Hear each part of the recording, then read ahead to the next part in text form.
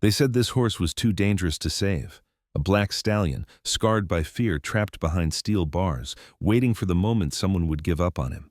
Every storm made him panic. Every human step felt like a threat. And then one morning, a silent cowboy walked into the barn. No rope, no force, no commands. Just patience strong enough to stand still while fear burned itself out. What happens next will make you believe in quiet miracles and second chances for the forgotten. Before we begin, tell me where you are watching from. Drop your country in the comments below. If you believe no child or animal should ever face fear alone, hit subscribe now and share this story with someone who needs hope. Bozeman, Montana was not a city that softened itself for anyone.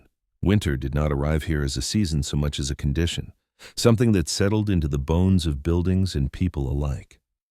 That morning, the cold came down from the Bridger Mountains with a dry, cutting wind that stripped warmth from exposed skin in seconds. The sky was a pale, exhausted blue, stretched thin above the valley, and the ground was locked hard beneath a skin of frost and old snow that refused to melt. At the northern edge of town, beyond the feed stores and metal shops, the county livestock holding facility crouched behind chain-link fencing like a place built to contain endings. The barns were functional, not old enough to be charming and not new enough to be reliable. Rust showed along hinges and panel seams. The air smelled of disinfectant, damp hay, and iron. Boot prints and hoof marks scarred the churned mud of the yard, layered over one another from weeks of restless movement. Inside the Setomkiates, largest reinforced pen, a sound rang out that didn't belong to routine work. Steel buckled inward with a deep concussive boom as something heavy slammed into it. The vibration rattled the bolts. A second impact followed, then a third, each one driven by panic rather than precision. Hooves scraped wildly against concrete. A horse screamed, high and raw, the sound tearing through the building and leaving silence behind it, like a wound. Sarah Klein stood just outside the gate, feet planted shoulder-width apart, her posture steady despite the chaos less than 10 feet away. She was 42, tall and spare, built for endurance rather than speed. Her sandy brown hair was pulled into a tight braid that rested against the collar of her jacket, practical and unadorned. Cold had flushed her cheeks red, and faint freckles showed through the weathered skin.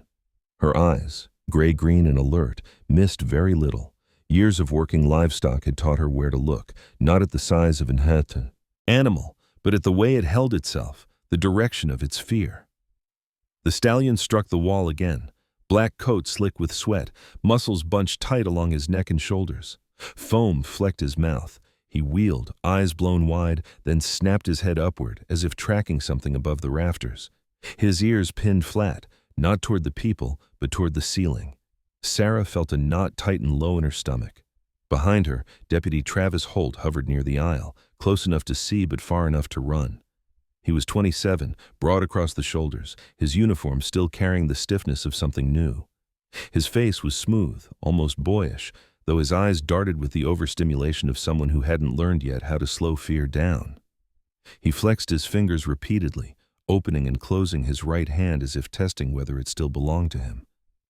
"This isn't normal," Travis said, his voice pitched too high despite his effort to keep it calm.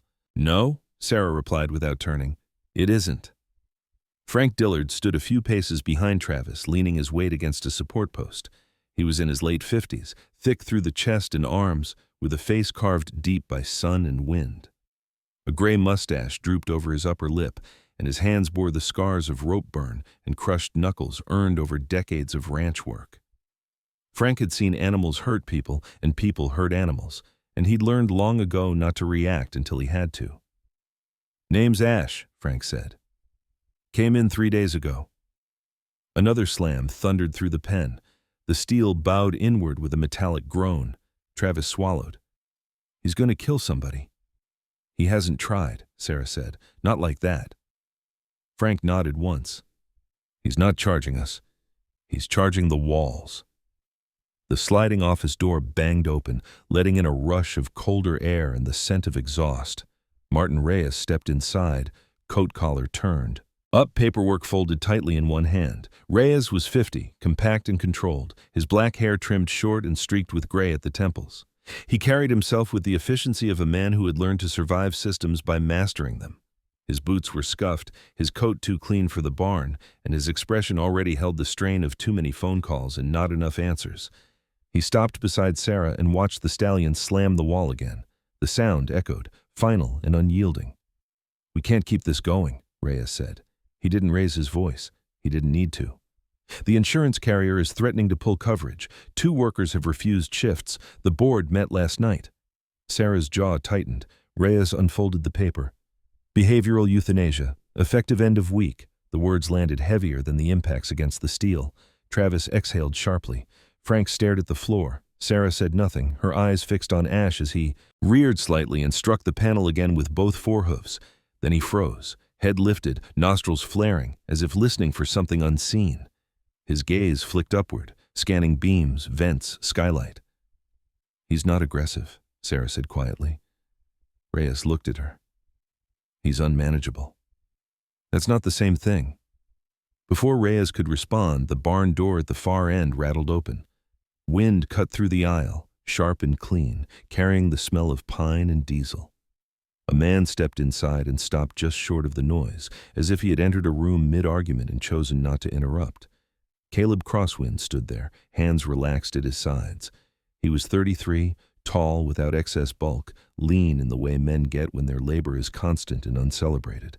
His face was angular, high cheekbones, a square jaw, a nose that bore the faint crookedness of an old brake. A short dark beard shadowed his jawline, neatly kept but unstyled.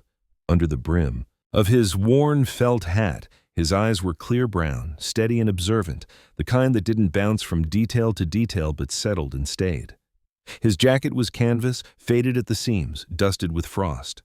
His jeans were worn but clean. Mud was packed into the stitching of his boots. There was nothing ornamental about him, nothing careless either. He looked like a man who chose his movements and conserved his words. Sarah recognized him immediately. Everyone in Bozeman did, even if they'd never spoken to him. Caleb Crosswind, the drifting cowboy who fixed fences, hauled hay, and never stayed anywhere long enough to become familiar. Quiet, polite, distant. A man people described with shrugs because they had no stories dramatic enough to explain him. Caleb's gaze went straight to the pen. Ash slammed the wall again, then lifted his head sharply, eyes scanning the rafters. His ears flattened, not in threat but in anticipation. Caleb's posture shifted, barely noticeable, but unmistakable. His shoulders rose a fraction, his right hand curled once, then relaxed. "That's not rage," Caleb said. His voice was low, roughened by disuse, but certain. It cut through the barn without force. Reyes turned, startled. "And you are?" Caleb didn't look at him. "Someone who recognizes fear." Frank straightened slightly. Travis took an unconscious step back. Sarah felt her breath slow. Ash struck once more, then hesitated. His eyes fixed on Caleb, not calm, not trusting, but attentive. Caleb didn't approach the gate. He didn't raise his hands or speak again. He stood angled slightly away, weight evenly balanced, his body language neutral, neither challenge nor retreat. "I'm not here to take him," Caleb said. "I'm here because he's reacting to something you're missing." Reyes let out a sharp breath. "We don't have time for theories." "Then give me 10 minutes, Caleb said. "No ropes, no crowding, just space." 10 minutes doesn't fix 1,000 pounds of liability, Reyes snapped. Caleb finally looked at him. His expression wasn't confrontational. It was tired, steady, and oddly familiar, like a man who'd argued with worse forces than bureaucracy. "It might change which direction the fear is running." Sarah stepped forward. "I'll clear the aisle." Reyes hesitated, jaw working. Then he gestured sharply. 10 minutes, that's all." Caleb nodded once and moved, not toward the horse, but toward the open space beside the pen, choosing his position carefully. Ash snorted, hooves shifting, eyes wide. The barn held its breath. For the first time since arriving, the stallion did not strike the wall again. He stood, trembling, watching the quiet man who had not tried to control him. And for reasons none of them could yet explain, the noise stopped long enough for the fear to be heard. Caleb Crosswind stopped 6 feet from the pen and did nothing else. He did not lean forward. He did not lift his hands. He did not speak again. The barn, which moments earlier had felt too small to hold the violence of the stallion's fear, now felt strangely hollow, as if sound itself had stepped back to see what would happen next.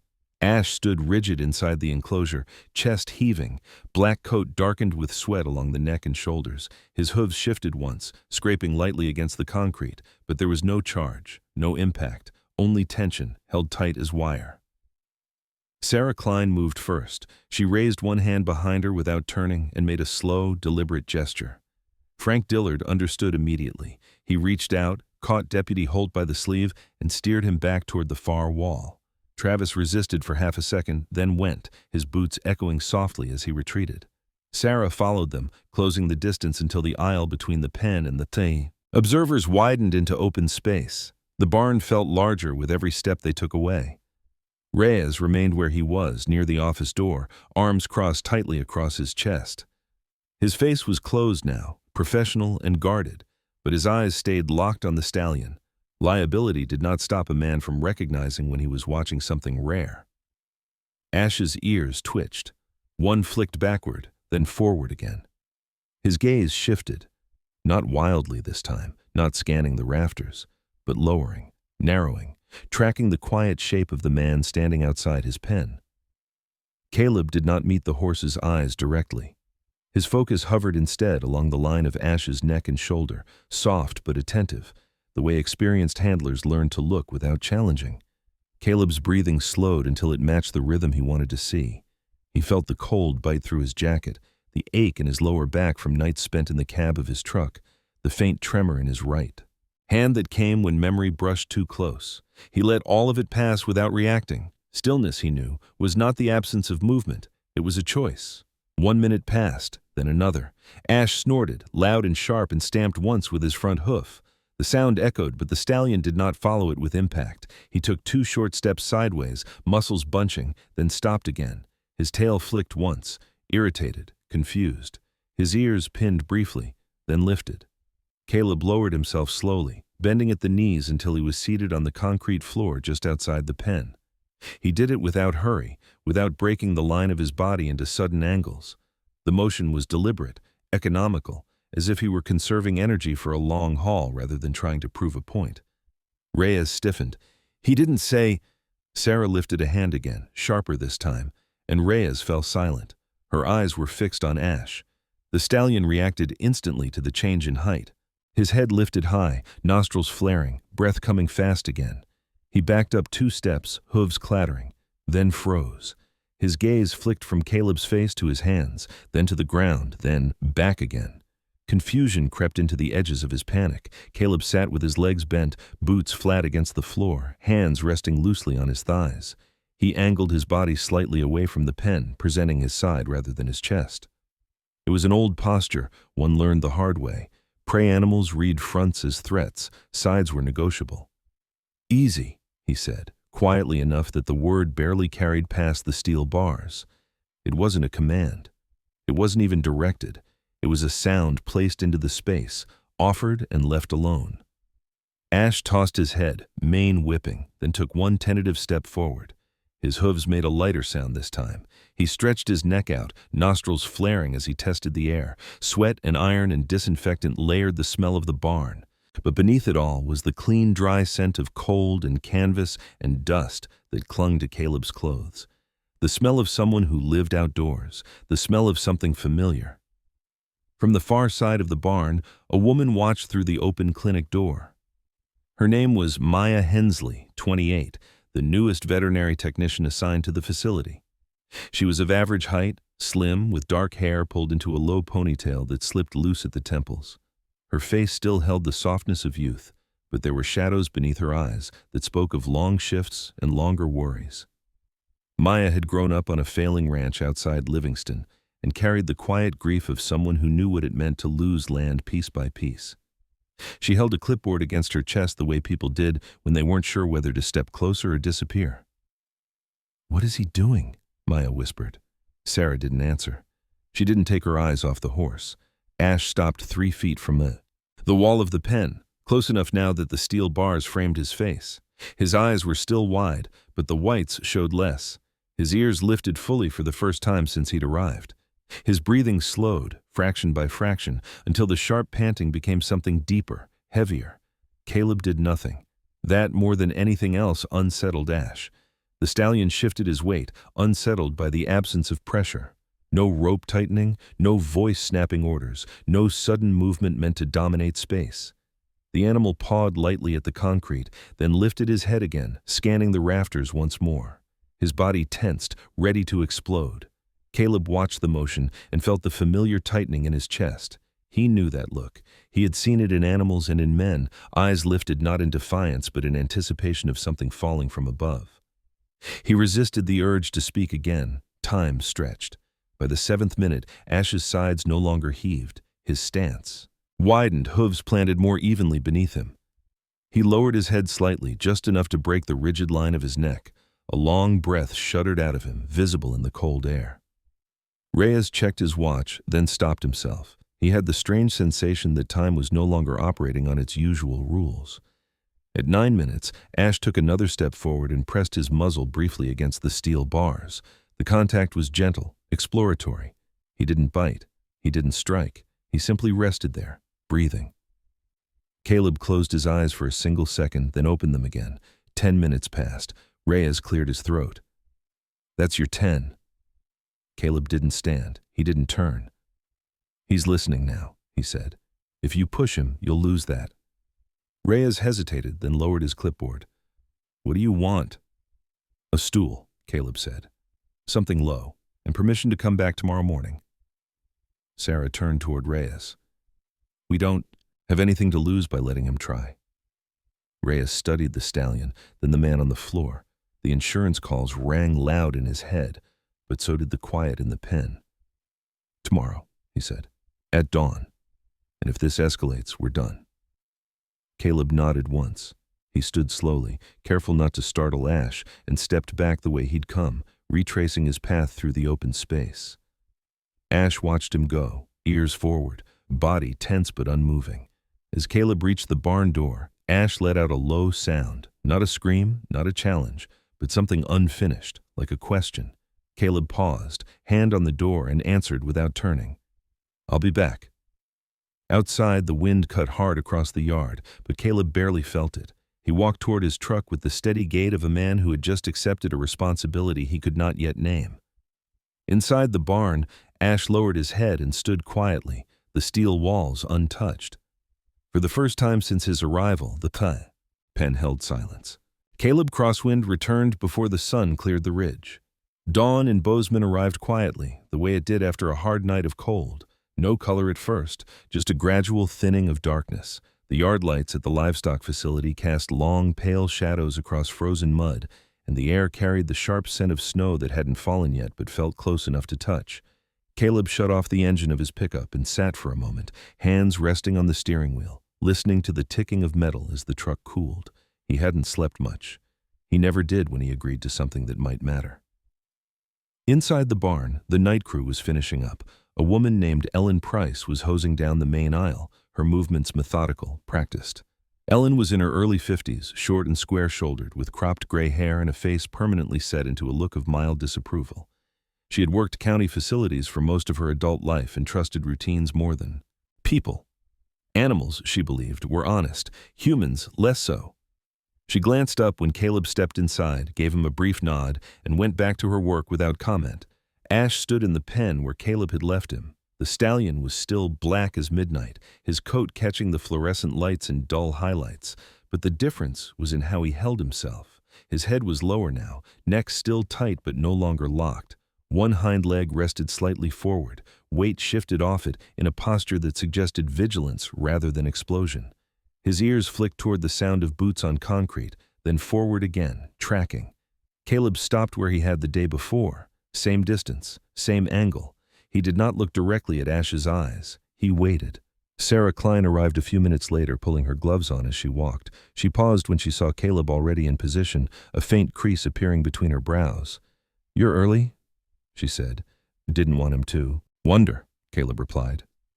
Sarah studied Ash. She saw it too, the difference she hadn't quite trusted herself to hope for.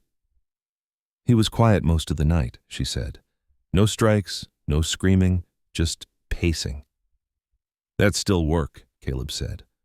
Reyes entered shortly after, coat buttoned tight, coffee steaming in his hand. He looked tired in a way that went beyond sleep deprivation. It was the weariness of a man carrying responsibility that didn't respect office hours. He nodded once at Caleb, then turned his attention to the pen.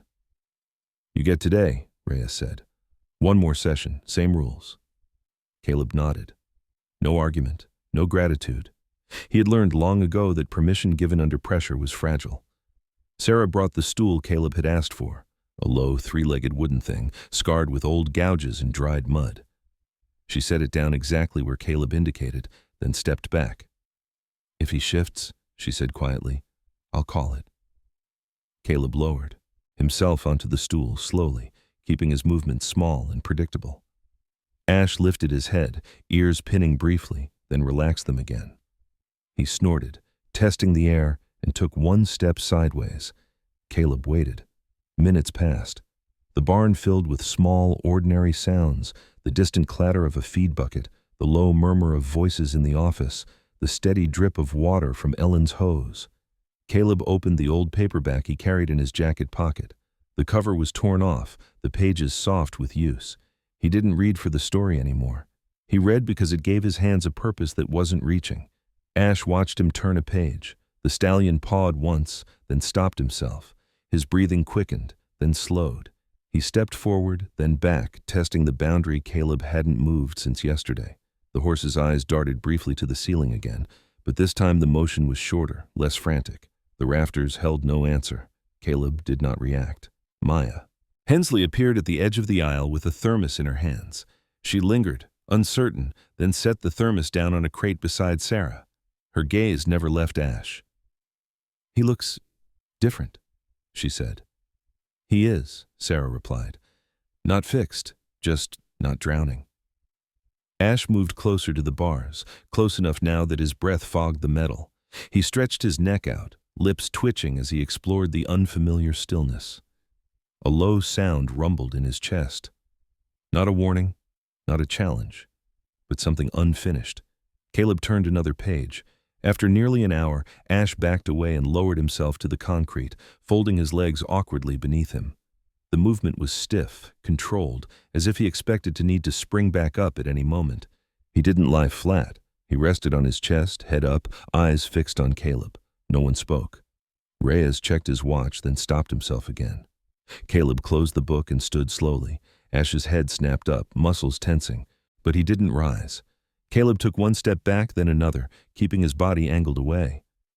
I'll come back tomorrow, Caleb said quietly. Ash's ears flicked forward. Reyes exhaled. Tomorrow, he agreed, though his voice carried less authority than it had the day before. As Caleb walked toward the door, Maya followed him part way. Mr. Crosswind, she said, then hesitated. Caleb. He stopped and turned. She noticed then how tired his eyes were, how carefully he held himself, as if sudden movement might undo something fragile. I pulled his intake file, Maya said. There's not much. He's about 7 years old, no prior medical history worth trusting. But she hesitated again. The place he came from, it wasn't good. They used noise, overhead pressure, chains. Caleb nodded once. I figured. Maya swallowed. If you need anything, sedatives, supplements. I don't, Caleb said gently. Not yet, he stepped in. Outside, the cold air closing around him. He did not look back. Inside the barn, Ash stood again, shifting his weight, watching the empty space where the man had been. He paced once, then stopped. The steel walls remained untouched. That afternoon, Reyes received another call from the insurance carrier. He listened, jaw tight, then said very little. When he hung up, he stared out the office window at the pens for a long time. The numbers still didn't add up, but the silence did. As evening settled in, Ellen finished her rounds and paused by Ash's pen. She leaned on her mop handle and regarded the stallion thoughtfully. You're trouble, she told him, but you're not stupid. Ash flicked an ear toward her, unimpressed. Night came early. The temperature dropped. Wind rattled the siding. Ash paced less than he had the night before. He did not scream. Miles away, Caleb lay in the back of his truck staring at the dark ceiling, the book unopened on his chest. He thought about the way Ash had lowered himself to the floor.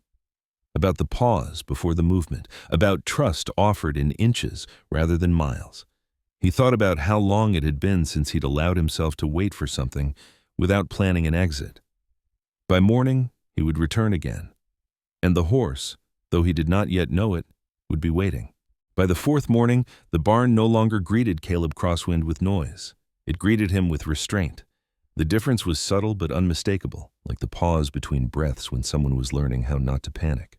Frost still rimmed the edges of the pens, and the fluorescent lights hummed with the same tired insistence, but the violence that had once lived in the air had thinned. Caleb noticed it the moment he stepped inside. Ash stood when he heard the door, but he didn't slam the steel.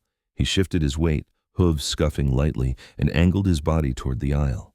His black coat had dried to a dull sheen, less slick with sweat now, though the muscles beneath it remained tight, coiled as if the stallion expected to need them at any second. He was 7 years old enough to have learned patterns, young enough for them to still be rewritten. His eyes tracked Caleb's approach with wary attention, the whites no longer flashing with every movement. Caleb stopped at the same distance he had kept since the beginning. He had learned the hard way that consistency was not kindness, it was clarity. He set the stool down where it had always been and sat. He opened the book, not to read, but to give his hands something predictable to do. Ash watched him turn the page.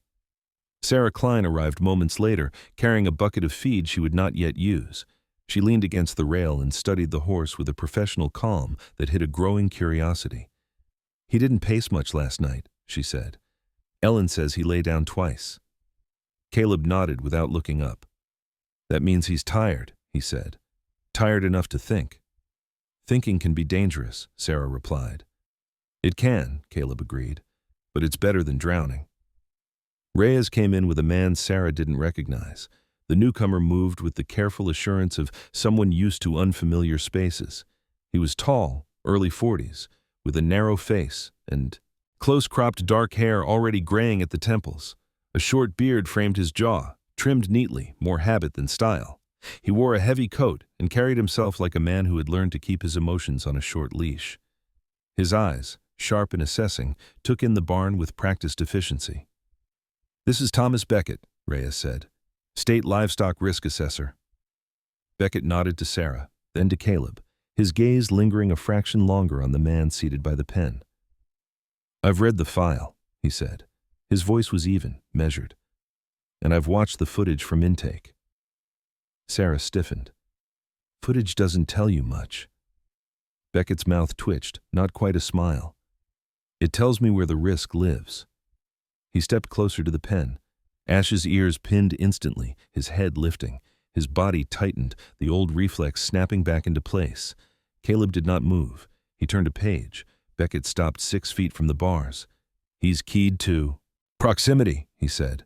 "Pressure threshold is low." Ash pawed once, then stopped himself. His breathing quickened but did not spiral. Caleb closed the book halfway, not looking at Beckett.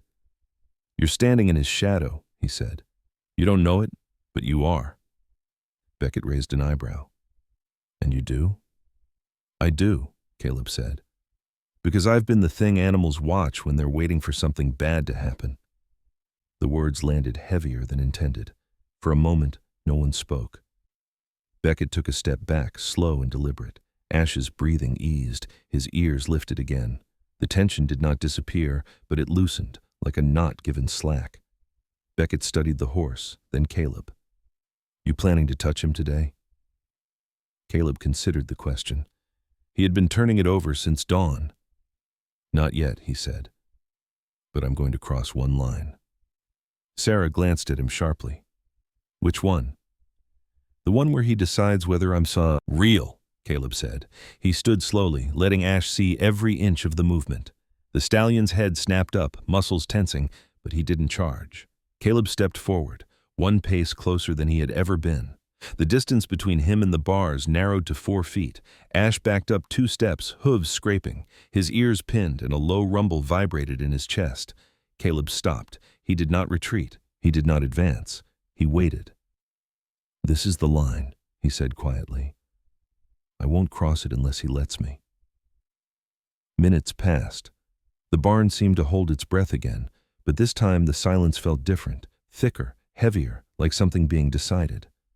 Ash circled once, then twice, then stopped directly in front of Caleb. He lowered his head just enough to break the rigid line of his neck. His nostrils flared, pulling in the scent of canvas, dust, and cold air. He stepped forward, then froze, his muzzle inches from the bars. Caleb extended his hand, not towards the horse, but downward, palm open, fingers relaxed, stopping short of the steel. He did not speak. Ash stretched his neck, lips twitching. He sniffed, then recoiled slightly, startled by his own boldness. He snorted, paced 2 steps, then returned. This time he pressed his muzzle briefly against the bars where Caleb's hand hovered on the other side. The contact was indirect, buffered by steel, but it was contact all the same. Sarah exhaled slowly. Beckett's eyes narrowed with interest. Caleb withdrew his hand and stepped back. Ash lifted his head, ears forward, watching him retreat. The horse's body trembled, but the sound in his chest faded. "That's enough," Caleb said. Beckett glanced at Reyes. "You're seeing it too, aren't you?" Reyes nodded reluctantly. "I am." "That horse isn't manageable yet," Beckett said. "But he's not feral. He's processing." Ash lowered himself again, folding his legs beneath him with controlled stiffness. He rested on his chest, head up, eyes tracking Caleb. Later that afternoon, Maya approached Caleb in the yard. She held a folded document in one hand. "I did some digging," she said. "Not official, just curious." Caleb waited. "The facility Ash came from," Maya continued, "wasn't just rough. They specialized in desensitizing horses to overhead equipment. Cranes, chains, they'd suspend weights above them, drop them without warning." Caleb's jaw tightened. He said nothing. Maya hesitated. "That kind of conditioning, it doesn't go away. It has to be rewritten." "It does," Caleb said, "but it takes honesty." That night the wind rose. The barn creaked as gusts pressed against the siding. Ash paced once when a loose panel rattled overhead, then stopped. He did not scream. He did not strike. Caleb lay awake in his truck, staring at the ceiling. He thought about lines, how many he had refused to cross in his life, how many had been crossed for him. He thought about the moment Ash had leaned into the steel, choosing curiosity over flight. By morning, he would have to decide what came next, and Ash, though still trapped behind bars, had already taken the first step toward meeting him there. The 5th day began with a sound Caleb Crosswind had not heard since Ash arrived. The soft rattle of a feed cart rolling down the aisle without being answered by steel. It wasn't silence exactly. Barns were never silent. But it was the absence of violence, the kind that let a man notice smaller things. The shuffle of boots, the hiss of breath in cold air, the low creak of wood settling as the building warmed under the lights. Ash stood when Caleb entered, as he always did now. His body still tightened at first, a reflex that hadn't learned yet how to disappear, but it no longer detonated. The stallion's head lifted, ears flicking forward and back as he tracked Caleb's movement. His black coat had lost the constant sheen of sweat, replaced by a duller finish that spoke of rest rather than exhaustion.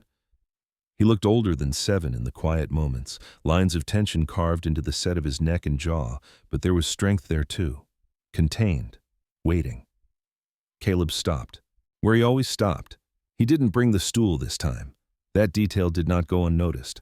Sarah Klein paused mid-step at the edge of the aisle. She watched Caleb's empty hands, then flicked her gaze to Ash. "You sure about this?" she asked quietly. Caleb didn't answer right away.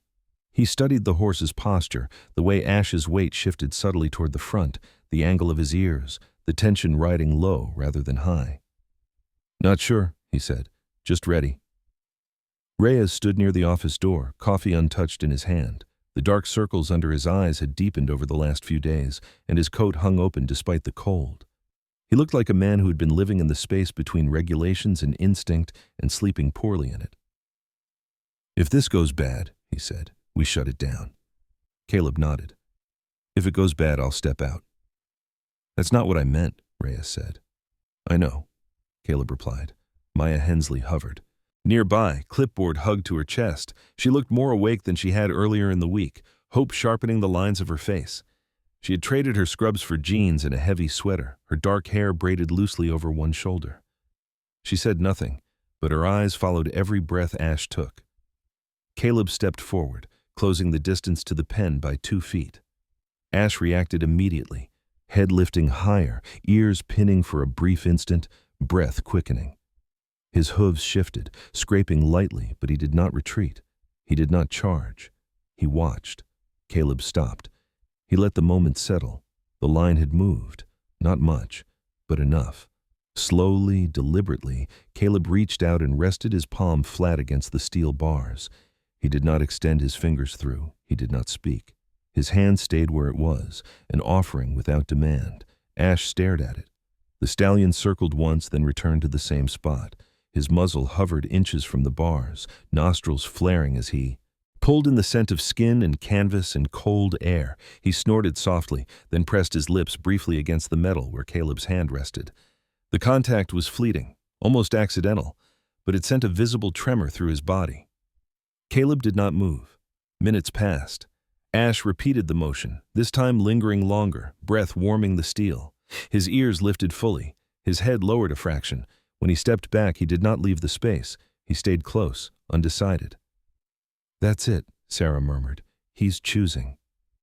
Caleb withdrew his hand and took one slow step back. Ash's head followed the movement, eyes intent. A low sound rumbled in his chest, not fear, not threat, anticipation. Caleb met Reyes's gaze. "I want the gate open," he said. The words hung in the air like a dare. Reyes stiffened. "Absolutely not." "I don't mean me inside," Caleb said. "I mean the gate unlatched, chain still on, no pressure." Sarah turned sharply. "That's a risk." "It is," Caleb agreed, "but it's a controlled one." Reyes shook his head. "If he bolts, he won't," Caleb said. "You don't know that." Caleb's eyes stayed on Ash. "Neither does he. That's the point." The stallion shifted his weight, ears flicking toward the gate as if he understood the conversation was about him. The steel bars that had framed his world for days loomed between him and the aisle, familiar and oppressive. Maya took a small step forward. "We can keep the chain," she said. "Just enough slack to let it move." Reyes hesitated, jaw working. He looked at Ash, at the calm that had replaced the violence, at the quiet that had cost them nothing so far. He exhaled sharply. "Chain stays," he said. "1 inch of play, that's it." Frank Dillard stepped in without ceremony. His hands moved with the competence of long habit as he loosened the latch and adjusted the chain, giving it the slightest give. The gate shifted a fraction with a muted clink. Ash flinched. Caleb took a step back, increasing the space rather than closing it.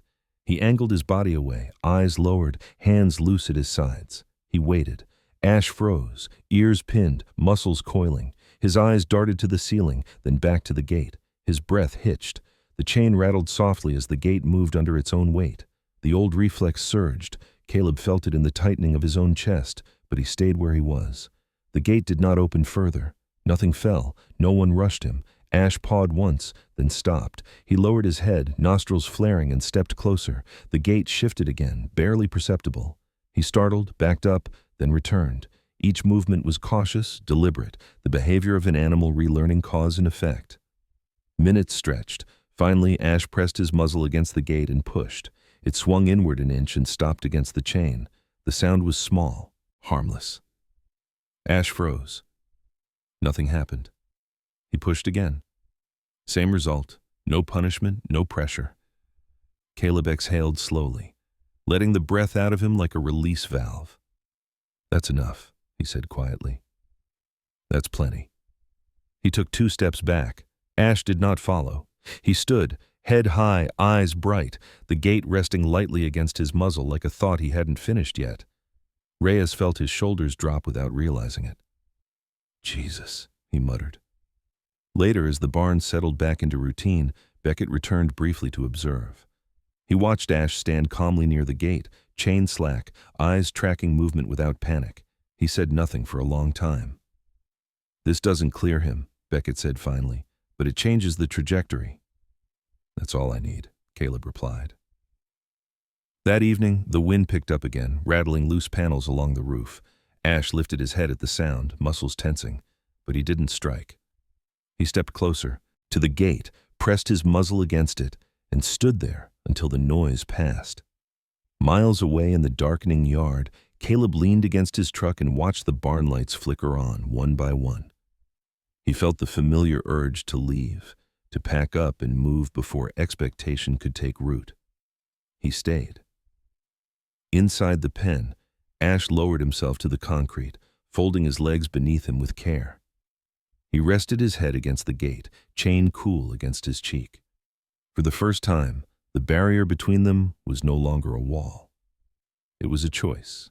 The sixth day arrived with low clouds pressed flat against the valley, the kind that muted sound and color alike. Bozeman looked smaller under that sky, compressed, as if the town itself were holding its breath. The barn lights burned a little warmer against the gray, and the air inside carried a sharper edge of cold that crept under collars and into knuckles. Caleb Crosswind felt it in his hands as he stepped inside, fingers stiff, joints reluctant. He flexed them once and let the ache pass. Ash stood at the gate when Caleb entered, not directly against it, not withdrawn to the back of the pen either. He had chosen the middle ground. The chain still hung loose on the latch, unchanged since yesterday. The stallion's ears lifted at the sound of boots, then settled forward. His breathing stayed even. The black of his coat looked almost blue under the fluorescent lights, a sheen that suggested strength rather than sweat. His age showed in small ways now, faint scars along the shoulder, a stiffness when he shifted weight, but his eyes were clear, alert, and searching. Caleb stopped several feet from the gate. He did not bring the stool. He did not bring the book. What he carried instead was folded carefully over his left forearm, a plain nylon halter, dark brown, worn soft from years of use. No metal except the buckle. No rope attached. It smelled faintly of leather oil and dust, a scent that belonged more to open air than confinement. Sarah Klein noticed immediately. She slowed her step and studied the halter, then Caleb's face. "You're moving fast," she said. "No," Caleb replied. "I'm moving when he's ready." Reyes stood back near the office, arms folded, watching with a focus that bordered on unease. The insurance calls had not stopped. Neither had the quiet pressure from the board. Progress, he had learned, did not always buy patience. It only raised expectations. Maya Hensley hovered near the supply rack, hands clasped, tightly together. She looked between the halter and Ash with open concern. "If he reacts—" "I'll step back," Caleb said, "before he has to." Ash's gaze fixed on the halter, his ears pinned for a brief instant, then lifted again. His nostrils flared as he drew in the unfamiliar scent. His body tightened, but the tension sat lower than before, grounded rather than explosive. Caleb raised the halter slowly, not toward the gate, but into his own line of sight, letting Ash see it clearly. He didn't shake it. He didn't speak. He held it where it was and waited. Ash snorted softly and backed up one step. The movement was controlled, deliberate. He circled once, hooves scraping lightly, then stopped directly in front of the gate again. His eyes flicked to the ceiling, then back to the halter. His breathing quickened, then steadied. Caleb lowered the halter until it rested against his thigh. The motion was unhurried, almost casual, as if the object were no more significant than the jacket he wore. Minutes passed, the barn filled with ordinary life around them. Ellen Price pushed her cart down the far aisle, casting a quick glance toward the pen. She paused, leaning on the handle, her lined face thoughtful. "You're asking a lot," she muttered, not unkindly. "I know," Caleb said. Ash stepped closer to the gate, then stopped. His muzzle hovered inches from the bars. He sniffed, lips twitching, then pulled back sharply as if scolding himself. He paced 2 steps to the side, then returned. Each approach lasted a fraction longer than the last. Caleb shifted his weight slightly and extended his left arm, resting the halter against the steel bars, not offering it through, not lifting it higher, just placing it there, neutral, present. Ash froze, his ears pinned, then lifted again, his head lowered, neck muscles rippling as he leaned in. He sniffed the halter, breath fogging the nylon. He recoiled, then returned. This time he brushed it with his muzzle, light, tentative contact that sent a tremor through his body. Caleb did not move. Ash repeated the motion, lingering longer, then drew back and stood still, chest rising and falling in deep, controlled breaths. The panic that once surged at every new stimulus stayed contained, pressing at the edges but not breaking through. "That's enough for today," Caleb said quietly. He lifted the halter away and stepped back. Ash's head followed the movement, ears forward, eyes intent. He did not retreat. He did not charge. He watched. Reyes exhaled slowly, rubbing a hand over his face. "You're telling me you're not going to put it on him?" "Not today," Caleb said. "Today he learned it doesn't hurt." Later that morning, a man arrived at the barn who did not belong to the routine. His name was Lucas Mercer, and he introduced himself to Reyes with a careful smile and a firm handshake. Lucas was in his late 30s, tall and narrow, with sun-browned skin and a reddish beard trimmed close to his jaw. He wore a farrier's apron over heavy work pants, boots scuffed and dusted white with old hoof filings. His movements were economical, practiced, and his eyes missed very little. "Heard you've got a problem, horse," Lucas said, glancing toward Ash's pen. "And a cowboy trying to fix it without breaking anything." Caleb looked at him, expression unreadable. "You here to shoe him?" Lucas shook his head. "Not yet. I'm here because someone's going to ask if he can ever be handled. Feet matter." Ash noticed the new presence immediately, his ears pinned, head lifting, his body tensed, the old reflex flaring. Caleb shifted his stance subtly, angling himself between Ash and the aisle, not blocking, just existing in the space. Lucas stopped where Caleb gestured, maintaining distance. He studied the stallion with the practiced eye of someone who had spent his life at the dangerous end of large animals. "He's watching overhead again," Lucas observed quietly. "That's not bad temper. That's memory." Ash pawed once, then stopped. He lowered his head slightly, breathing deep. Caleb nodded. "He won't let anyone near his legs yet," Lucas snorted softly. "Most won't, if they've been hurt there." His expression darkened briefly, something old flickering behind his eyes. "Had a gelding once. Came out of a bad outfit. Took me 6 months just to stand beside him." "What happened?" Maya asked. Lucas shrugged. "Man with a hammer who didn't know when to stop." He looked at Ash again. "This one's not done yet." Ash shifted his weight and backed away from the gate, then returned. He rested his muzzle against the steel, eyes tracking Caleb. The halter lay folded against Caleb's arm, untouched. "That's as far as we go today," Caleb said. That evening, the wind rose hard and sudden, rattling the roof panels with sharp cracks. Ash startled, head snapping up, muscles coiling. The halter hung on a hook by the pen, unmoving. Caleb stood nearby, hands relaxed at his sides. Ash paced once, then stopped. He looked at the halter, then at Caleb. His breathing slowed. The noise passed. Ash lowered himself to the concrete and rested there, head up, eyes open, but calm. Caleb leaned back against the fence, feeling the familiar pull in his chest, the urge to leave before attachment rooted itself too deeply. He stayed. He thought about the way Ash had touched the halter and chosen not to flee. He thought about lines crossed not by force, but by consent. Tomorrow, he knew, would ask more. But today had given them a language. The 7th morning brought snow, not the gentle kind that softened edges, but a hard, fast squall that drove sideways across the valley and rattled against the barn roof like thrown gravel. Bozeman shrank under it, sound dampened, color drained. The world narrowed to white and gray, and the low animal heat trapped inside the facility. Caleb Crosswind arrived early, brushing snow from his jacket as he stepped through the sliding door, the cold following him in like a warning that refused to be ignored. Ash heard him immediately. The stallion stood near the gate, halter still hanging untouched on the hook to the right, chain slack at the latch as it had been for 2 days now. He lifted his head, ears forward, then flicked them back when a gust slapped the siding overhead. The old reflex surged. Caleb saw it in the tightening of the neck, the quick lift of the muzzle toward the ceiling. But it did not crest. Ash shifted his weight, planted his hooves, and waited. Caleb stopped, several feet from the gate. He did not bring the stool or the book. He carried only a coiled lead rope this time, cotton, soft, pale, no snap on the end. It lay loose in his left hand, the excess draped over his wrist. He let Ash see it without lifting it. Sarah Klein arrived moments later, snow melting into dark patches on her shoulders.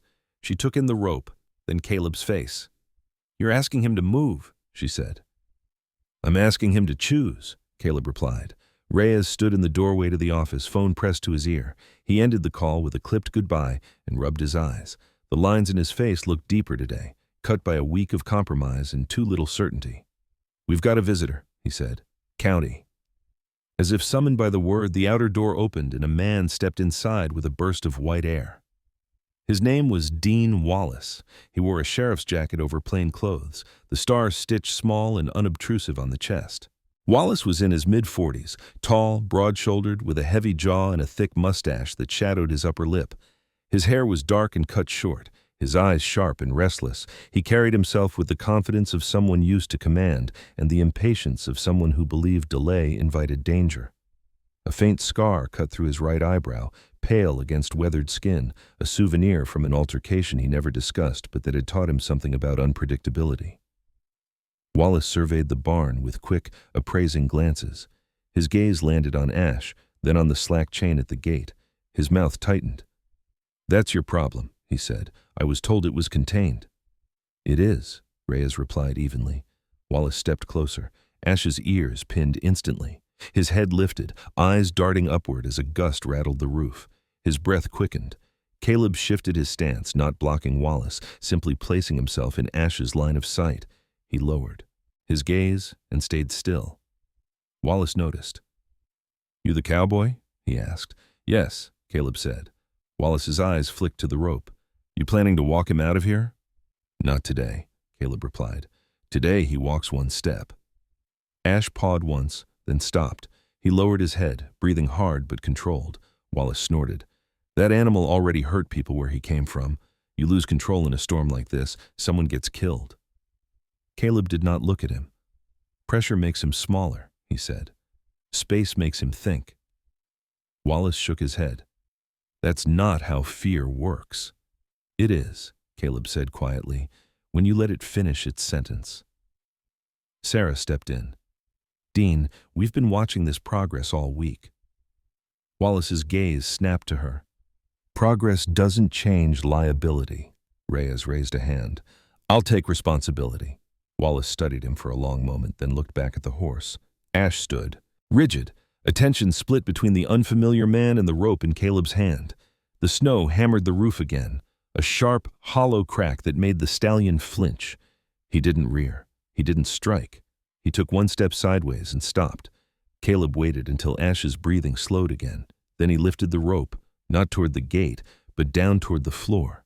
He placed it on the concrete just outside the bars, a pale line coiled loosely, no tension anywhere in it. Ash stared.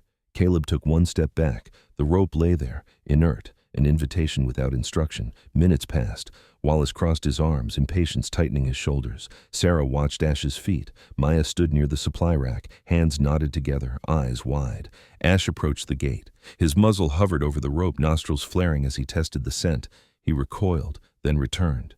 He touched it with his lip, then jumped back as if surprised by his own bravery.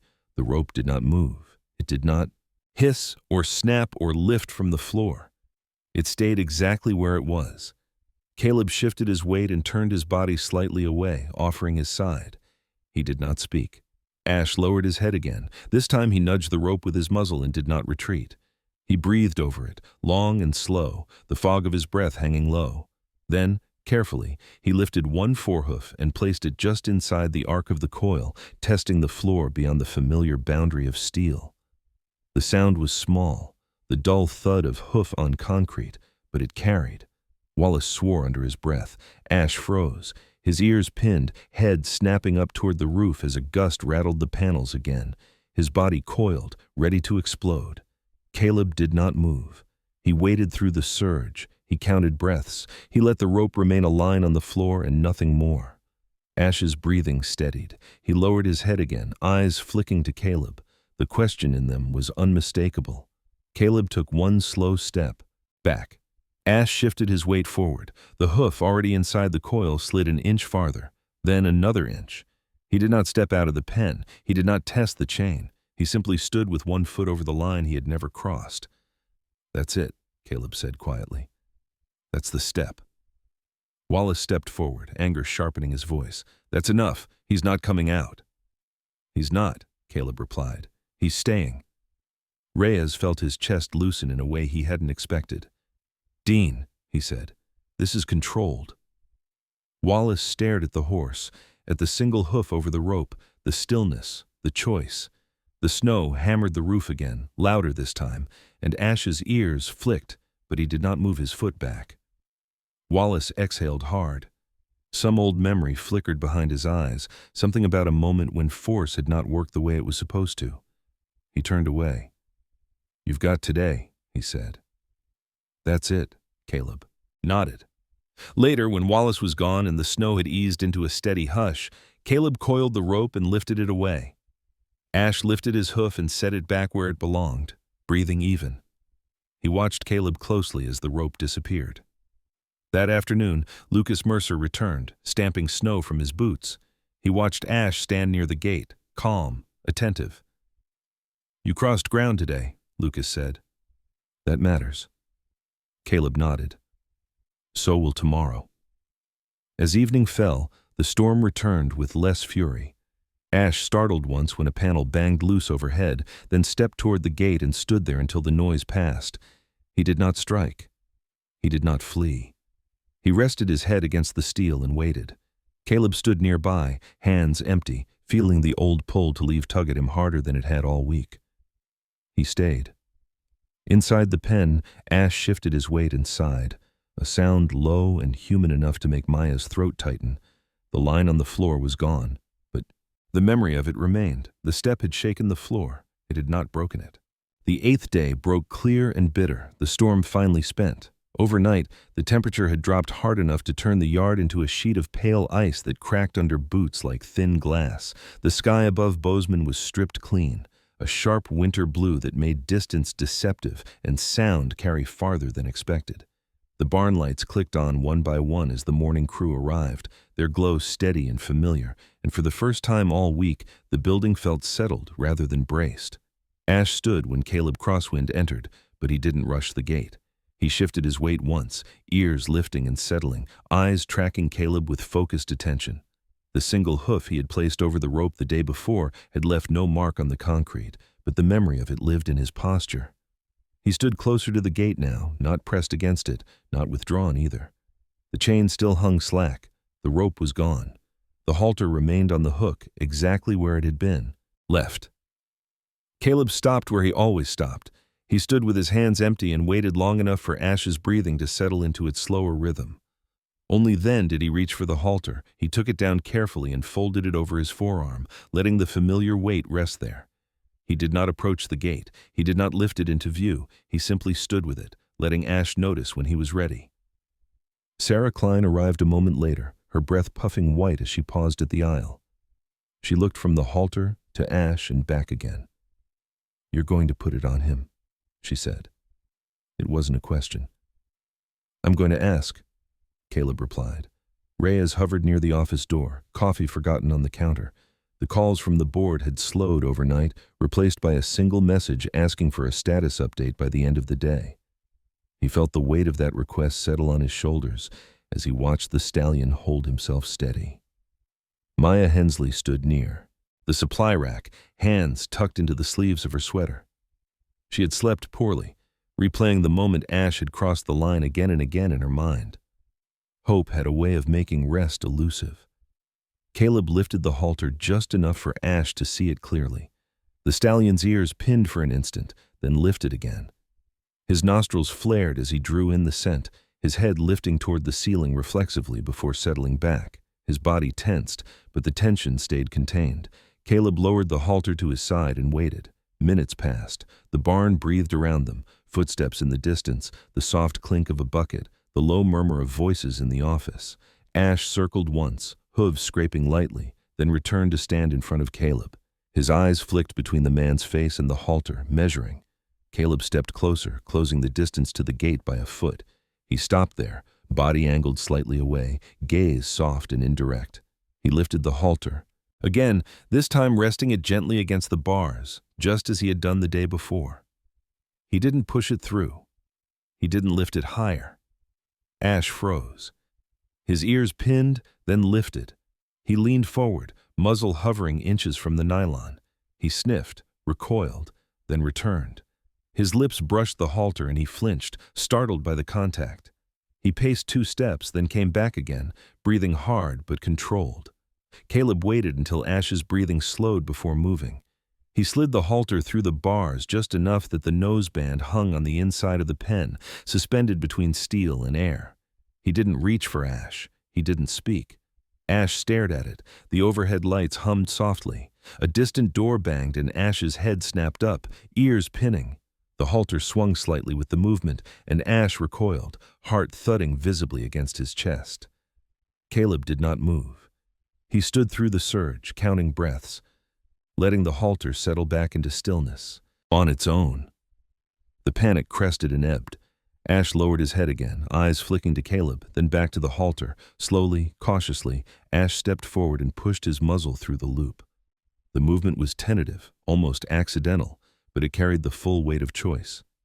The halter slid along his nose and came to rest lightly against his face. Ash froze, muscles coiling, waiting for pain that did not arrive. Caleb stayed where he was. Ash snorted once, sharp and surprised, then breathed out long and slow. He lifted his head slightly, the halter shifting with the motion, and did not bolt. He did not rear. He stood, trembling, processing the new weight. "That's it," Caleb said quietly. "That's enough." He did not reach for the buckle. He did not tighten anything. He did not add a rope. He slid the halter back out of the pen with the same care he had brought it in, letting it fall free of Ash's muzzle without resistance. Ash watched it go, ears forward, eyes intent. He shook his head once, as if clearing a thought, then stepped closer to the gate and stood there, breathing evenly. Reyes exhaled hard, a sound halfway between disbelief and relief. "He let it touch him," he said. "He put it on himself," Sarah corrected. Later that morning, a woman arrived who had not been part of the week's routine. Her name was Dr. Helen Moore, a contracted equine veterinarian brought in at Reyes's request. She was in her early 50s, average height, with silver-streaked hair pulled back into a tight bun and a face lined by years of sun and concentration. Her eyes were dark and observant, missing little, and her movements were economical, practiced. She carried herself with the calm authority of someone accustomed to being close to danger without dramatizing it. She watched Ash quietly for several minutes before speaking. "He's not dissociating," she said. "He's present." Caleb nodded. "That's the goal." Dr. Moore studied the stallion's legs, his posture, the way he shifted his weight. "You'll need him to accept pressure next," she said. "Not restraint, just guidance." "I know," Caleb said. Dr. Moore glanced at the halter on the hook. "You did that without medication?" "Yes." She nodded once, impressed despite herself. "Then you're earning trust the hard way." That afternoon, the wind picked up again, rattling the roof with sudden gusts. Ash startled once, head lifting, ears pinning, but he didn't strike. He stepped toward the gate and stood there, halter hook empty, eyes on Caleb.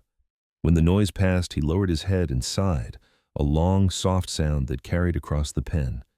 Caleb felt something loosen in his chest that he had kept tight for years. As evening settled in, Reyes approached Caleb in the yard.